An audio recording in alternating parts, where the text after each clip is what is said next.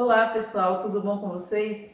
Hoje eu, a professora Carol e o professor Bené estamos aqui para levantar uma discussão que nós achamos muito pertinente nesse momento e necessária.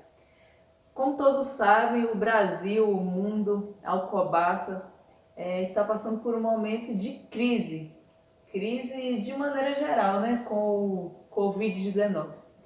E a educação não consegue escapar disso. E nesse momento, os educadores, gestores e professores, eu creio que tenham uma oportunidade aí de repensar a educação. E uma questão que a gente acha super pertinente de abordar, né? Que na verdade nós estávamos tendo essa conversa aqui e queríamos dividir com vocês, é sobre o lugar do currículo antes do coronavírus e o lugar que ele vai ocupar depois do coronavírus. Então, e aí, Bené, vamos dividir um pouco sobre o que a gente estava conversando aqui? Vamos sim. Bom, pessoal, dizer em primeiro lugar que é um prazer enorme estar dividindo com vocês essa parceria com a professora Carol e pensar currículo de uma maneira mais leve, no sentido de os próprios professores, nós professores, fazermos uma discussão interna. Quando eu digo interna, na própria comunidade, nas próprias comunidades escolares, a gente pensar um pouco sobre isso, porque a ideia de currículo que nós temos, pelo menos até o coronavírus, se confunde um pouco com grades curriculares, com conteúdos. Sim. E mesmo com a discussão da BNCC, uma grande parcela dos professores ficaram fora dessa discussão, cara. E ficaram fora no sentido de até compreender mesmo o papel do currículo na escola. Porque uma coisa é você pensar e organizar uma proposta daquilo que você espera que o estudante desenvolva enquanto competência e habilidade. É um aspecto do currículo. E este, com certeza, é o aspecto que dá maior musculatura para esse currículo. Sim.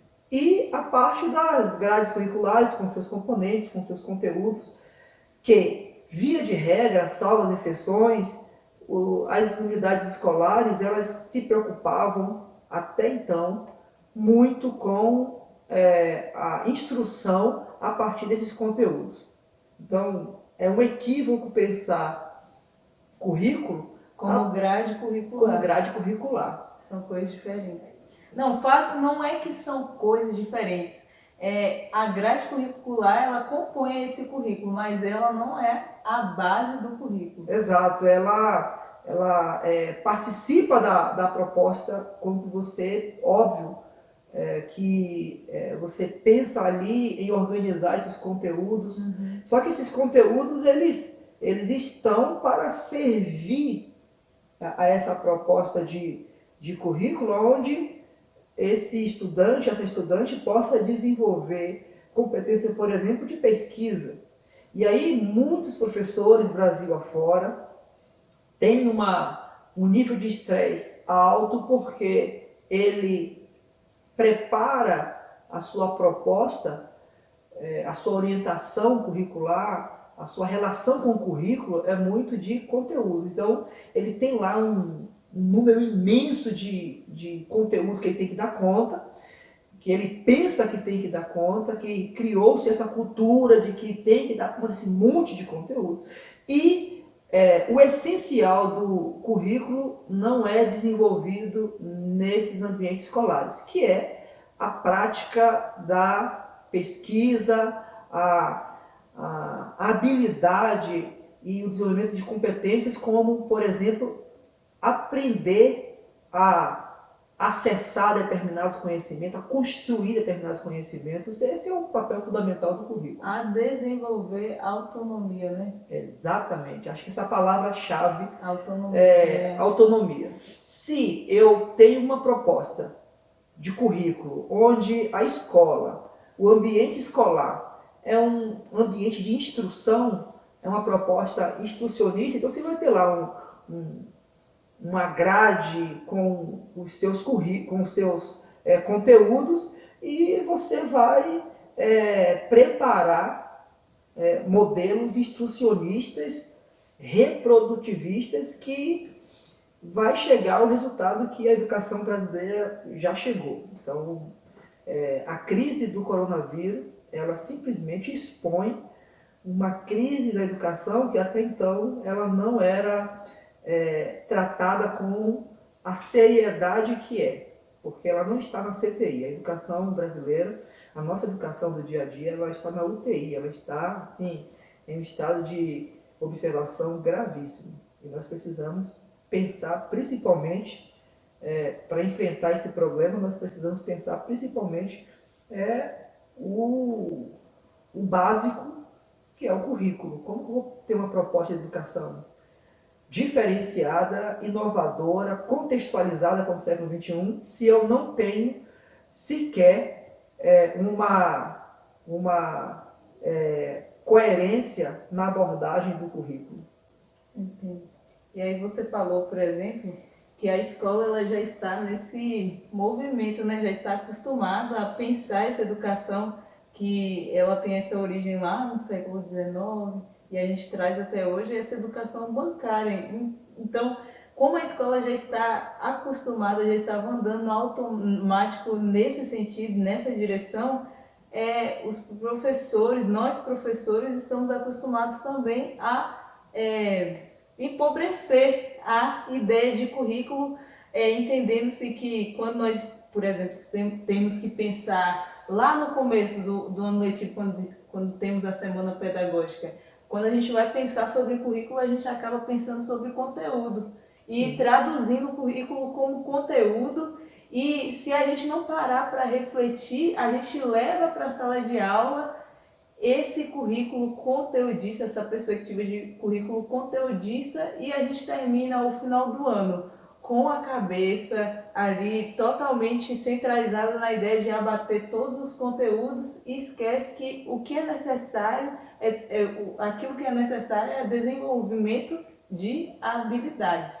E desenvolver habilidades também entra essa palavra-chave que tem tudo a ver com a educação, que é desenvolver autonomia. E quando a gente fala sobre autonomia, eu não falo só sobre a autonomia do estudante, mas esse próprio pensamento do professor, com essa ideia empobrecida de currículo, demonstra também que talvez ele não tenha conhecimento sobre sua própria autonomia. E se o professor ele não tem conhecimento sobre sua própria autonomia, como é que ele vai também pensar sobre a autonomia do estudante? E aí é uma questão que a gente conversou e que eu acho que seria pertinente. O professor ele tem autonomia para mudar essa perspectiva popular que a gente tem na escola, e tem autonomia para fazer algumas transformações na prática dele. A gestão tem autonomia também, a direção da escola. Pois é um ponto que é determinante para o avanço ou para a manutenção dessa forma de trabalhar, que se por um lado a gente pode avançar, por outro lado, se manter essa mesma perspectiva, certamente nós podemos falar de retrocesso. Ou a gente avança ou teremos retrocesso, não tem outras alternativas. Pois bem, quando você pensa a autonomia dos estudantes, certamente estudantes autônomos é sempre resultado de professores autônomos. Pensar currículo a partir de qual lugar? Primeiro que eu não sou contra, pelo contrário, as universidades, as discussões que ocorrem na universidade, o conhecimento produzido pelas universidades, isso fica muito evidente quanto à conceituação de currículo. A questão esse chão da escola, ele traz alguns vícios que dificultam muito o avanço. Quando você pensa em autonomia, o que nós precisamos? Precisamos de estudantes críticos que cheguem no final do Fundamental 1, quinto ano, que ele consiga desenvolver um raciocínio lógico-matemático equilibrado, que ele consiga fazer uma leitura, uma escrita e uma interpretação de um texto. Só que agora que domine aí as 4 operações, né, da matemática. Só que, ultimamente, nós estamos desejando isso para os anos finais do ensino fundamental. Então, essa ausência de autonomia, a menina, o moço, o rapaz, chega no ensino médio com essas deficiências básicas. Isso significa dizer que é um processo de ausência de autonomia. Sim, E com certeza. muitas vezes essa ideia que nós temos de currículo instrucionista, ela parte de práticas, como você falou, no início do ano, lá na jornada pedagógica. Muitos professores ainda pegam lá o sumário do livro didático e constrói todo o seu planejamento utilizando, pasmem, o sumário de um livro didático. Essa é a ideia de pensar currículo para a educação brasileira. Eu estou falando, claro, da regra, salvo as exceções.